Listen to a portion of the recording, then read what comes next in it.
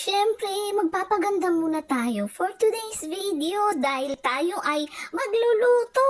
Oo, nag-ayos muna ako para naman pagtapos magluto ay hindi hagardo bersosa. Ay siya, pasuklay-suklay pa. Tara na, Aling Wilma, simulan na natin. Eto na nga, naghiwa na tayo ng sibuyas, bawang, bell pepper, carrots. Siyempre ang repolyo, wag nating kalimutan ng pansit bihon. At ayan na nga ang ilalagay natin, karning baboy at atay. O siya guys, simulan na nating maggisa. Ayan, mainit na ang kawalit, nilagyan ko na ng mantika.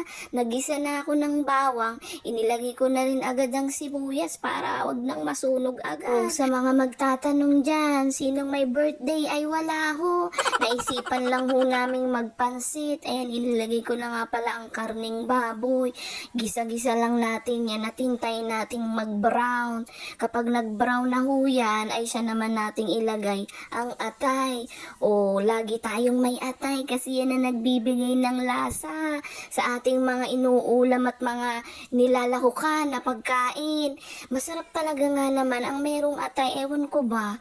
Ayan, nilagyan na rin natin ng toyo, ng magic sarap, at lalagyan na rin natin syempre yan ng paminta. Ayan na nga, inilagay na natin pati ang tubig at hintayin na lang natin yan na kumulo para lumabas ang lasa.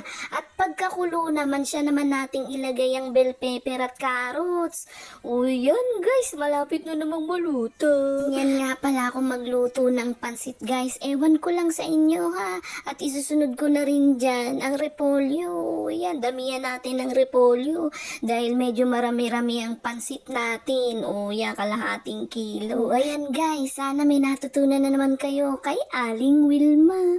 Ayan guys, ang sarap. Kung nagustuhan nyo ang video na ito, huwag kalimutan i-follow, i-like at i-share ang aking video. So paano guys, ako'y magpapaalam na hanggang sa susunod na video natin. Tara, kain muna tayo. Yan, tara, tikman natin. Ang sarap. Bye guys, salamat sa inyong suporta. God bless.